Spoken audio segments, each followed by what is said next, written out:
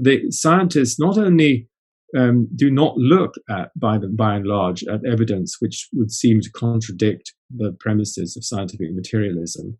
They actively denigrate such evidence in skeptical campaigns, in extreme skeptical campaigns that you have going, for instance, on Wikipedia. Yeah.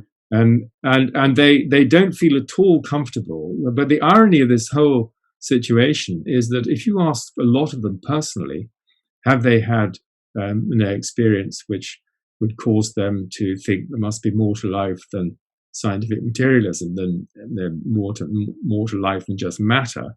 They often will say they have, but they don't dare to admit it to their colleagues, who ironically are in exactly the same situation. Yeah. And so, I remember, just to make this concrete, I remember Ken Ring, who's one of the early pioneers of near-death experiences, wrote Life at Death and Heading Towards Omega in the 1980s, and was one of the first presidents of the International Association for Near-Death Studies. He was giving a talk at a book club, and there were 10 members of this book club, and each of them came up to him before the talk saying, well, I've had these interesting experiences because I've never shared them with anybody here because they would think I was mad.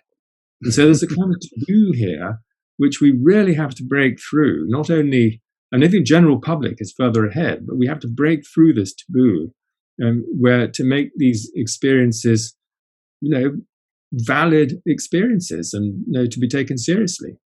You said in an interview, I think on an interview for Science and Non-Duality, SAND, some time ago, that modern science has no clothes. So yes, well, yes, the emperor has no clothes. In other words, you're look as if everything is normal, but actually it isn't. But I prefer the telescope analogy because it's exactly, you're refusing to look at evidence. I mean, I can give Rupert Sheldrake, for instance, just another example. He was having an interview with Peter Atkins, and Peter Atkins is a professor of physical chemistry at Oxford, and he's one of the most vociferous proponents of scientific materialism. He said everything, including consciousness, will ultimately be explained on the basis of existing scientific principles. And I remember sitting next to him in Cambridge, actually, at a meeting. Anyway, they were discussing telepathy on Radio 5 Live, and Rupert had sent in advance some of his peer-reviewed papers on telepathy to Peter Atkins. And he asked if he'd read them and said, of course not. I know that the telepathy is impossible, so there's no point in reading any papers which assumes that it could happen. And this is not scientific. It's so unscientific. It's incredible. Really. I mean, how do people like that get away with it? Acting like an ostrich, putting his head in the sand. Well, it's an interesting analogy, that, because I was just been reviewing Is Consciousness Primary, which is a new volume from the Academy for the Advancement of Post-Materialist Sciences. And Gary Schwartz says there are two sorts of science. There's eagle science, where you take a big view, from above. And then there's ostrich science, when you refuse to think anything. And so I rather like this analogy of ostrich science. Yeah. But also, as you say, the telescope analogy is brilliant, not least because Galileo he was a great scientist. He was one of the first people who that's where Western science began, more or less, or thereabouts. And then at that time, it was the people from the church who were the ostriches. And this time it's the other way around. Well, that's the irony, because science should be about open-minded curiosity and looking at the evidence. It should be evidence-based. And so what we're suggesting is that the evidence base for a science of consciousness needs to be widened and deepened. And to do that very quickly, I would go back to the Judaic First Temple tradition, in which they did have the shamanic mystic ritual. And they had what they called a wisdom literature. And here the feminine existed with the masculine together they equally created the world. And so they danced the dance of life together. But by 621 BCE, there was a movement. No one knows who the Deuteronomists were, but they were a group of people who changed everything, and Josiah went along with it. And they destroyed the First Temple tradition, the shaman mystic tradition, and they destroyed all images of the feminine. There were icons, statues of her destroyed, and the tree was her symbol, because that was a symbol of life and giving the fruit of cosmic consciousness. Just burned them all down. They also got rid of the wisdom literature. Well, many Jews were not happy with this. They took the literature to Egypt. And I think that some who later went to Babylon during the exile must have had it too. Yeah. And I think that that tradition continued to live and later emerged in Kabbalah much later. I think those are the roots of it. But then, according to Margaret Barker, who's a wonderful Old Testament scholar, and she's talking about once we found the Dead Sea Scrolls of the Jews, they were Jews who did not go along with the Second Temple. They felt they carried the true covenant of Israel, which was, of course, the shaman mystic tradition. When we found that library, and then right after World War II, and then we found at the same time, about the same time, these texts that were buried in Egypt, which were older, but they also were Gnostic. So we could see the Dead Sea Scrolls were Gnostic carrying on of the First Temple tradition. And then here in Christianity were Christians who were trying to hold on to the true shamanic tradition of Jesus. And they buried those texts around 400 AD because they knew they were told they would be burned otherwise. Yeah. And so we found those texts. So we find it those different. are the ones that are called the Gnostics. Yes, they are Gnostics and the Nag Hammadi. So there are many forms of Gnosticism and many ideas associated with it. But Gnosis really is the experiencing of that cosmic mind of which we are all a part. So what we find in the Jesus of the Nag Hammadi text reveals that he is the shaman mystic. And Margaret Barker said that once we got the Dead Sea Scrolls, the Nag Hammadi text, and we had all of the other texts that were not included in the canon decided on during Constantine's time by the church fathers, then she said we can see a much larger picture. And so she said that there were Jews who kept this tradition of the First Temple. They were the Essenes, they were Therapeutae, and they were the early allegorists with Philo-Judaeus. So here all over that area were Jews who separated from the Second Temple and tried to keep this living shaman mystic tradition going. And it looks as though those were the people who began the Jesus tradition, that was actually probably out of the Therapeutae. They were mystics, they were shamans. And even some of the church fathers thought that they might have written the Gospels. But at any rate, here is this Jesus. And we are told that there was a hidden tradition that Jesus taught. And of course, it's the tradition of going inward and experiencing the divinity of who we are and becoming the Christ. Even he makes it clear, I did not come to save you. I came to remind you of who you are. Yes, that is so beautiful. Yeah. And it's so strange anyway when we think about it. How could we ever have thought somebody else could save us? I used to be a really big planner. In all the various careers that I had in my past. And what I realized was none of my plans ever worked out. They really didn't. I was so focused on a very specific outcome, and they never played out that way. And so, I probably started my spiritual education, I don't know, maybe 20 years ago. And what I've learned is, with my limited human consciousness, the greatest things I can ever plan or expect to experience in my life is absolutely the bottom of the barrel for my higher self. So I've kind of just quit planning, and I've really allowed myself to be pulled through my life by my passions and what excites me, and to not be focused on specific outcomes, because sometimes, you know, we get these feelings of excitement and we follow them, and we expect them to play out a certain way, but maybe they're just to get us on a different path to a new stepping stone for another opportunity to come to us. So I feel like I'm kind of like floating through my life right now.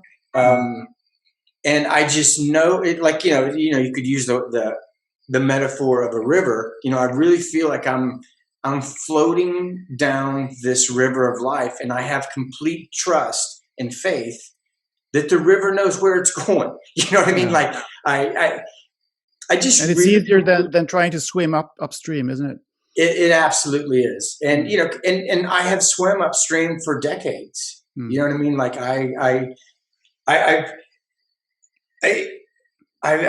kind of done it all, you know? I mean, I've swum upstream, I've clung to the sides. And what I've realized is that when you let go, that's really when the magic starts to happen in your life. And yeah.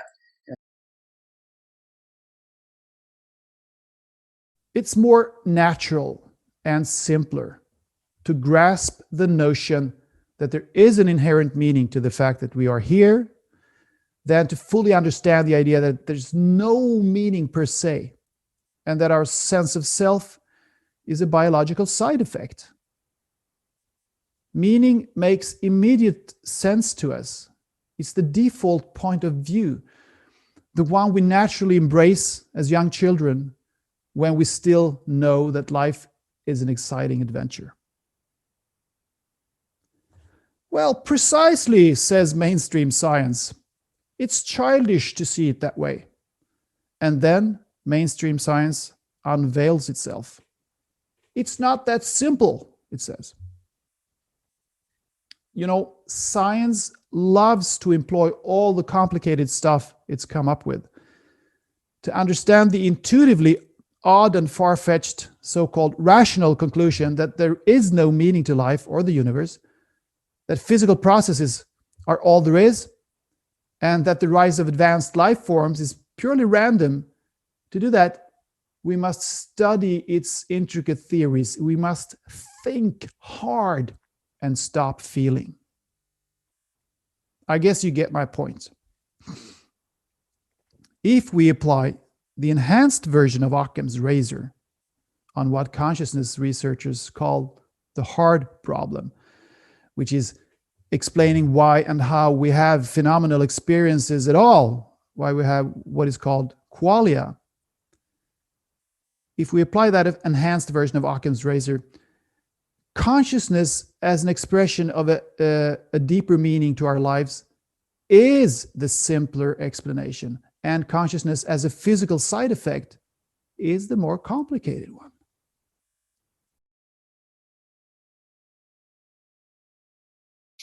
I think that is also very reassuring for people who have had tough childhoods. Because often if you've had a really extreme dysfunctional childhood and you think, oh, poor me, I've always been a victim, you know, I had terrible time, and that script can carry on through life.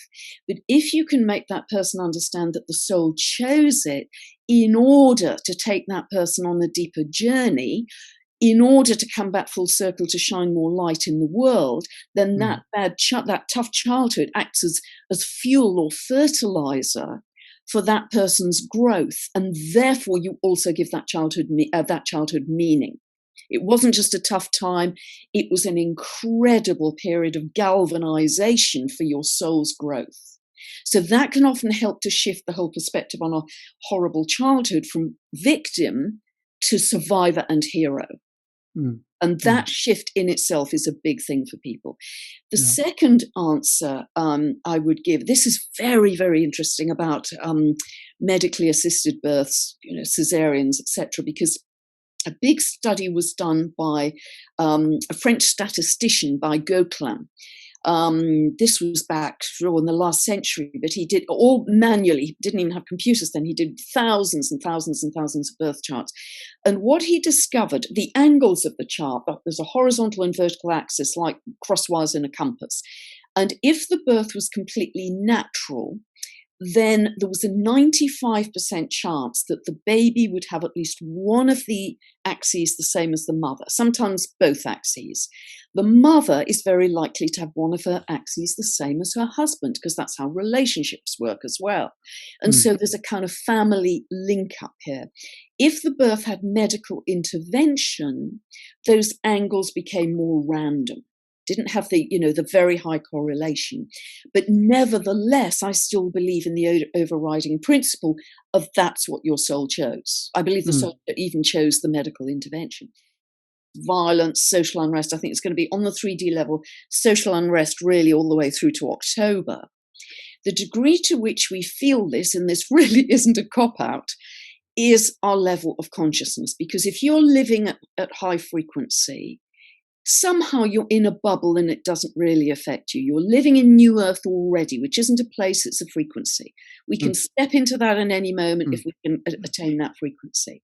And somehow circumstances just don't hit you. You're in a situation where you may not be exposed to all the difficulty and the challenge and the control. Somehow you've just got yourself in a bubble where that's the situation. So the degree to which we are going to experience this collapse, we can watch it on our eagle's perch, as I often talk about. We can observe it, but it may not affect you personally and directly if you can keep your frequency in a high enough place. And a technique that Julia in her Institute of Love and Time is now recommending is that you leave a recording every day for your tomorrow self.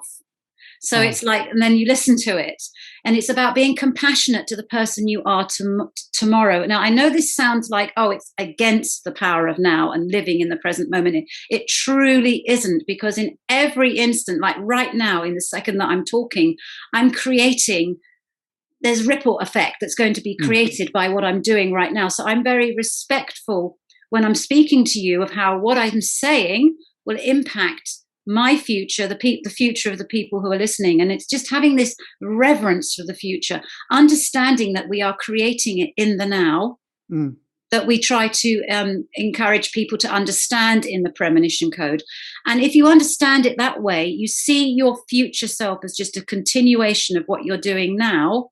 Make friends with that future self. That's how it's possible to have dreams and premonitions. Precognition is the umbrella term of the future, of a potential future. Now, people often ask to me, well, what do you mean by a potential future? What I mean by potential future, if you have a plate and you drop it, now the future of that plate is going to be smashed, but you can always intervene and catch it. So you are able, the future is written, but you have choice, you can change it. It's not set in stone. No, I mean, there's a, the chances are if you drop something, it's going to smash. Yeah. But you have choice, you can catch it. If you have the skill and the timing and the choice and the desire to change it. A lot of people actually, moan about their future or feel depressed, but what they don't have is the desire to change their now, what they're doing now, to change their future. Because they don't realize that they have the future in their hands, that they Absolutely. have the power of their lives. They think they're just, as I said, I think products of the past, and there's nothing you can do about it. You're a product of your parents, your upbringing, your environment. And I mean, people tend to get stuck in that. They don't realize that they can change things. But, you can also, travel back with your thoughts and your consciousness to revisit that past and nurture it as well, and try and course correct it a bit. Be compassionate to that person you were in the past as well. That's another very powerful meditation technique. Reparent yourself. If you weren't parented properly, if you weren't loved properly, if things went wrong, you can, in your present, go back and take care of who you were in the past, repair that damage, heal it. It's parenting yourself, reconnecting with the person you are. And that's another very powerful way. I mean, basically, all that we write about in the Prem Code is viewing time with love and compassion to yourself and others. If you do that, life will change dramatically. And you're also going to be much more intuitive, much more in tune with who you are and what your future is going to be. You're going to have more vivid dreams, suggesting what your future is going to be. And this is where you find your core values.